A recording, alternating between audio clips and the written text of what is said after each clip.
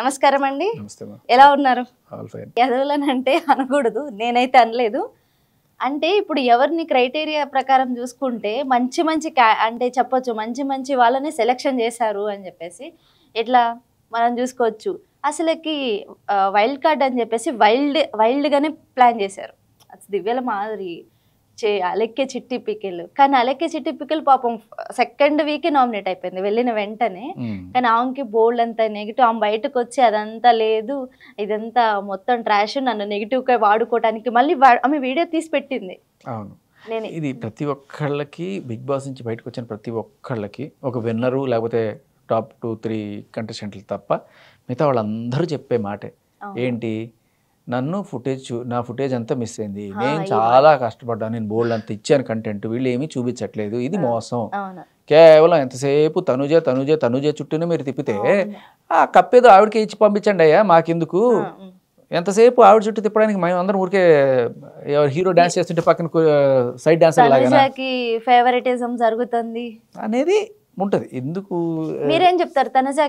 తనుజాకి favouritism జరుగుతుంది అంటే ఈ నింద రాకూడదు అంటే బిగ్ బాస్ ఇప్పుడు చూస్తే ఏమనిపిస్తుంది, ప్రతి ఎపిసోడ్లోనూ మొత్తం ఆవిడే కనబడుతుంటే నీ కెమెరా అంతా ఆవిడ చుట్టే ఫోకస్ చేస్తుంటే మిగతా వాళ్ళకి అన్యాయం చేసినట్టే కదా. ఇప్పుడు వాడు ఏం చేశాడో చూపించి జనాల నుంచి ఇది అవును, ఇది రాంగ్, ఇది రైట్ అని చెప్పి తీసుకొని వాడికి ఓట్లు. అసలు వాడు ఏం చేశాడో కంప్లీట్గా చూపించకుండా వాడు ఆడలేదంటే ఎట్లా తెలుస్తుంది?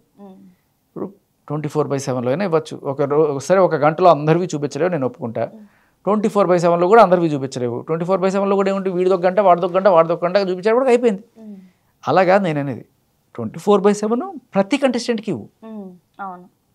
ఎప్పుడైతే ఇలాంటివి ఇస్తావో అప్పుడు ట్రాన్స్పరెన్సీ ఉంటుంది. ఎవడేం చేశాడో జనాలు నిర్ణయించినాయి, నువ్వెందుకు నిర్ణయిస్తావు? బిగ్ బాస్ ప్రోగ్రామింగ్ టీమో లేకపోతే ఎడిటింగ్ టీమో అక్కర్లేదు ఈవిడిదే ఇచ్చేయండి అని చెప్పి అంటున్నట్టు జనాలు బయట మాట్లాడుకుంటున్నారు అంటే నీ మీద పెద్ద నిందపడింది. అట్లీస్ట్ వచ్చే సీజన్ 10కి అయినా సరే పెద్ద విషయం కాదు అది. తనుజ గారికే కాదు, బర్నీ గారికి కూడా ఫేవరెటిజం జరిగింది. ఆయన ఏదో టూర్కి వచ్చినట్టు వచ్చి కేవలం ఫ్యామిలీని చూసుకోవడానికి ఒకసారి పంపించి మళ్ళీ తీసుకొచ్చి పెట్టారు. ఇలా కదా బయటకు వచ్చిన వాళ్ళు కూడా అన్నారు. ఇది ఎంతవరకు నిజం అంటారు? ఇది కూడా అగైన్ నాగబాబు గారి సపోర్ట్ గట్టిగా ఉంది, జనసేన సపోర్ట్ గట్టిగా ఉంది. సో ఇప్పుడు ఏంటంటే బిగ్ బాస్ అక్కడ భరణిని తీసుకొచ్చినప్పుడు ఉండాలా వెళ్ళిపోవాలా అని చెప్పి ఓటింగ్ పెట్టినప్పుడు జనాల నుంచి ఓటింగ్ వచ్చింది. మీరు ఒకటి గుర్తుపెట్టుకోండి, బిగ్ బాస్లో ఫుటేజ్ గల్లంత అవ్వచ్చు, లేకపోతే ఒక పర్టికులర్ వ్యక్తికి కొంచెం జాకీలు పెట్టి లేపుతున్నట్టుగా నాగార్జున గారి కామెంట్స్ ఏమైనా ఉండొచ్చు, కానీ ఓటింగ్ అనేది జెన్యున్గా ఉంటుంది. సో ఇప్పుడు భరణి గారికి వచ్చిన ఓటింగ్ నిజమైన ఓటింగ్ అది. కాకపోతే కొన్నిసార్లు పిఆర్లు పెట్టుకుంటారు కొంతమంది, లేకపోతే ఇప్పుడు జనసేన లాంటి పార్టీ పవన్ కళ్యాణ్ అభిమానులు అందరూ ఒకసారి తలుచుకున్నారంటే అదొక ఉప్పిన, దాంట్లో ఆటోమేటిక్గా అసలు కొట్టండి రా అంటే వచ్చేస్తాయి. ఆయన విన్నర్ అయిపోయినా ఆశ్చర్యపోకలేదు మనం. సో అలా ఉంటుంది తప్ప ఓటింగ్ అనేది ట్రాన్స్పరెంట్. అసలు ఓటింగే లేదు, ఓటింగ్ బట్టి అయితే మేము రాము అని చెప్పేసి ఎలిమినేట్ అయిన వాళ్ళు చెప్తారనమాట. లేదు, అలా ఏం లేదు. ఇప్పుడు జనరల్గా ఎలా ఉంటుందంటే ఒకటి నిజంగా బాగా ఆడుతున్నాడు అనుకుందాం, ఒక సెలబ్రిటీ ఉన్నాడు అనుకుందాం, ఇతను బాగా జోకులు వేస్తున్నాడు, లేకపోతే మంచి ఎంటర్టైన్మెంట్ ఇస్తున్నాడు, పాయింట్లు పెడుతున్నాడు, ఇతను ఊరికే కామ్గా ఓకే నేను సెలబ్రిటీ అయిన కోణంలో కాలేసుకుని కూర్చున్నాడు, ఏం చేయట్లేదు, సంథింగ్ కావాల్సిన కంటెంట్ రావట్లేదు అనుకుందాం. ఇద్దరికి నామినేషన్లో ఉన్నప్పుడు ఓటింగ్లు పడుతుంది. ఓటింగ్లు పడినప్పుడు ఆటోమేటిక్గా నేను ఏం చేసినా చేయకపోయి, నేను ఫ్యాన్స్ బోల్డ్ మంది ఉంటారు కదా, నేను హీరోలు అనుకోండి లేకపోతే పిఆర్లు ఉన్నారనుకోండి, డబ్బు ఓట్లు పడతాయి. ఈయన ఇక్కడ ఉంటాడు, ఇతను చేసినది నచ్చి చాలామంది పబ్లిక్కే జెన్యున్గా ఓట్లు వేస్తారు. అలా కొంత ఆయనకి దగ్గరలోకి వచ్చాడు అనుకుందాం, అందరూ అయిపోయారు, వీళ్ళు ఇద్దరు మిగిలారు లాస్ట్న, ఈయనకి ఒక 100 ఓట్లు తేడా ఉందనుకుందాం. అప్పుడు బిగ్ బాస్ ఆలోచిస్తాడు, అంటే వీడు కామన్ మ్యాన్ లేకపోతే ఏమి మామూలు సాదాసీదాగా అయ్యి వీడికే ఇంత వచ్చిందంటే వీడు ఎంత చేస్తే వచ్చి ఉంటుంది, వీళ్ళకి పిఆర్లు ఉన్నారు కాబట్టి రావడంలో పెద్ద వింత లేదు. అండ్ ఇంకొకటి వీడి కంటెంట్ మనం గట్టిగా చూస్తున్న విషయం అర్థమవుతుంది, వ్యూస్ గట్టిగా ఉన్నాయి యూట్యూబ్లో వాటిలో పోతుంటుంది కదా, so we should give him a fair chance అని చెప్పి అప్పుడు ఏం చేస్తాడు, అగైన్ బిగ్ బాస్ కూడా అది కూడా రిస్క్ తీసుకోడు, దీన్ని కంటెస్టెంట్స్ దగ్గరికి తీసుకెళ్తాడు, మీరే డిసైడ్ చేయండి కంటెస్టెంట్స్ అని చెప్పి అప్పుడు కంటెస్టెంట్స్ దగ్గర తీసుకెళ్తాడు. అప్పుడు కంటెస్టెంట్స్ ఓట్ ద్వారా కొంతమంది బయటికి రావడం లోపలికి వెళ్ళడం జరుగుతుంది. అంతే తప్ప ఇక్కడ పెద్ద అన్యాయం అయితే జరగదు.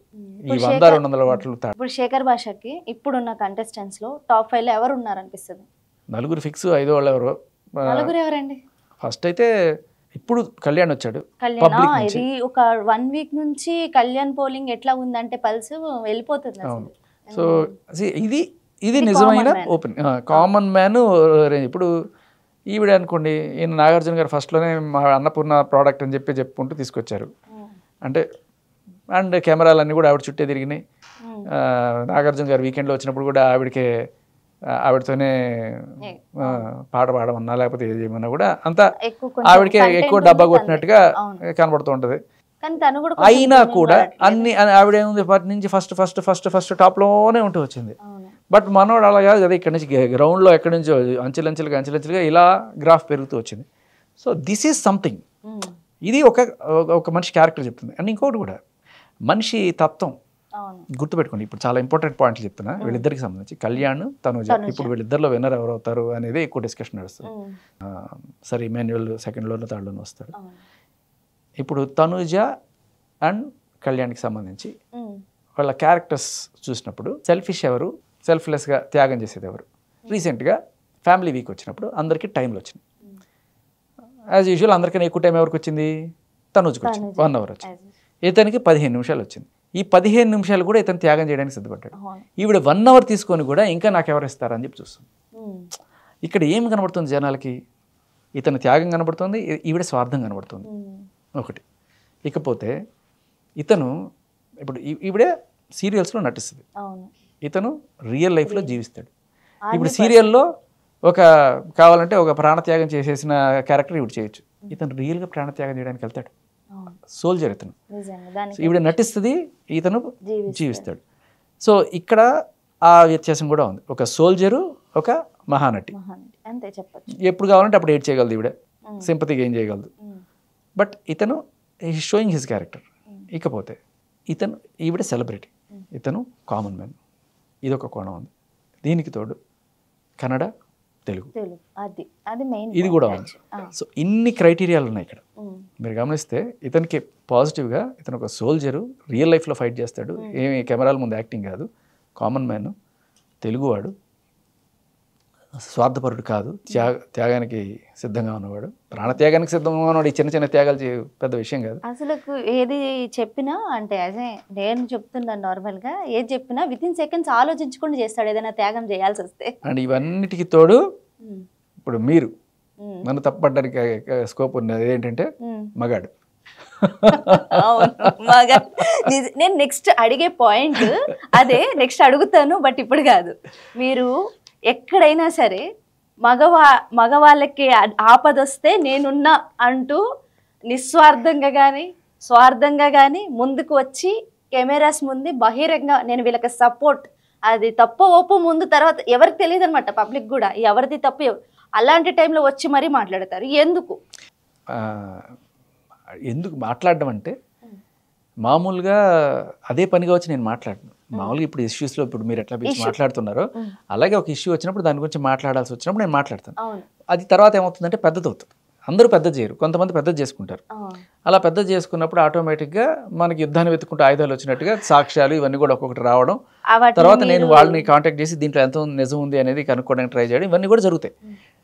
నేను అడుగుతుంది మగవాళ్ళకి ఎందుకు సపోర్ట్ చేస్తారు? మగవాళ్ళు కాదమ్మా, ఇక్కడ ఏంటంటే ఒక మనిషి ఇక్కడ ఆడవాళ్ళకి ఎక్కువ స్కోప్ ఉంది, చాలా ఈజీగా మగాళ్ళ మీద కేసులు పెట్టడానికి. చట్టం 498A కావచ్చు, లేకపోతే 376 సెక్షన్ కావచ్చు, లేకపోతే ఈ పోక్సోలు కావచ్చు, ఇవన్నీ కూడా చాలా ఈజీగా మగాళ్ళ మీద కేసులు పెట్టడానికి ఇది అవుతుంది. సాక్ష్యాలు లేకుండా ఒక మనిషిని సాధించాలి, లేకపోతే వాడి దగ్గర నుంచి డబ్బులు గుంజాలి అనుకునే ఏ కోణం అయినా సరే అలా కేసులు పెట్టి డబ్బులు లాగడానికి ఇవి ఆయుధాలలాగా వాడుతున్నారు.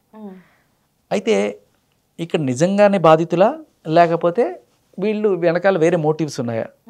వేరే మోటివ్స్ పెట్టుకొని లేకపోతే రివెంజ్ తీర్చుకోవడానికో లేకపోతే ఇట్లా డబ్బులు గుంజడానికో పెట్టారా అనేది ఎలా తెలుస్తుంది మనకి అంటే, సింపుల్గా నిజంగా ఎవరన్నా సరే ఒక విక్టిమ్ ఉందనుకోండి, మొగుడు కొట్టాడు, మొగుడు తిట్టాడు, లేకపోతే మొగుడు వేరే అక్రమ సంబంధాలు పెట్టుకున్నాడు, ఇటువంటి ఏదన్నా జరిగిందనుకోండి, ఈవిడ ఇటువంటి రిలేషన్లో ఉండకూడదు అనుకుంటే ఏం చేస్తుంది?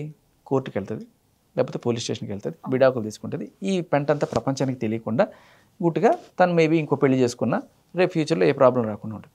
బట్ మీడియాకి వచ్చి అతన్ని తిట్టి, వాళ్ళ అమ్మని తిట్టి, మళ్ళీ అగైన్ లేడీస్నే ఇక్కడ మగాడు ఇప్పుడు కూడా వాడిని తిడితే పెద్ద ఫీల్ అవ్వడు, మళ్ళీ వాళ్ళ అమ్మని వాళ్ళ వీళ్ళని తిట్టి ఇంకా వేరే ఎవరెవరినో రీతు చౌదరిని కూడా తీసుకొచ్చి. ఒక్క నిమిషం, మీరు అన్నారు కేసులు ఉన్నాయి, సాక్ష్యాలు, నేనే యాజ్ ఎ గర్ల్ మామూలు మాట్లాడుతున్నా. ఒక అమ్మాయి ధైర్యంగా వచ్చి మాట్లాడాలంటే ఎన్నో అవమానాలు పడకపోతే మాట్లాడదన్నది నా ఉద్దేశం. దీనికి ఆన్సర్ మీరేం చెప్తారు? ఒక అబ్బాయి ఎన్నో అవమానాలు పడకపోతే ధైర్యంగా వచ్చి మాట్లాడు, దీనికి మీరు ఆన్సర్ ఏం చెప్తారు? అమ్మాయి అబ్బాయి అనేది ఏం లేదండి, ఏం లేదు. అమ్మాయి కనుక మాట్లాడితే చాలా ఎక్కువగా సింపతి వస్తుంది. ఇప్పుడు తనుజ ఏడిస్తే సింపతి వచ్చేస్తుంది. తనుజ రియల్ గా ఆడలేదా? నార్మల్ గా సింపతి ఆడింది, బట్ అనవసరమైన చోట్ల చాలాసార్లు ఏడ్చింది అని అనిపించట్లేదు కదా, అనిపిస్తుందా లేదా? బట్ వాట్ ఎవర్, నేను అనేది వాళ్ళ విషయం వదిలేండి, ఇది రియల్ లైఫ్ ఇష్యూ కాబట్టి. రియల్ లైఫ్లో ఎప్పుడైనా సరే అమ్మాయి బయటకు వచ్చి ఇట్లా నాకు అన్యాయం జరిగింది అని చెప్పింది అంటే ఆ వెయిటేజ్ వేరు. ముందు జనాలు వచ్చేస్తారు ఆవిడకి, అయ్యో అన్యాయం అయిపోయింది ఆడుకుతుందని చెప్పి. ఇప్పుడు రాజశేఖర లావణ్య విషయంలో ఏమనుకున్నారు ఫస్ట్ అంతా, అయ్యో వీడు సినిమా వాడు కాబట్టి వీడు ఇదే పని చేస్తాడు. బట్ తర్వాత మెల్లమెల్లగా నిజాలన్నీ బయటకు వస్తే అసలు విషయం తెలిసింది.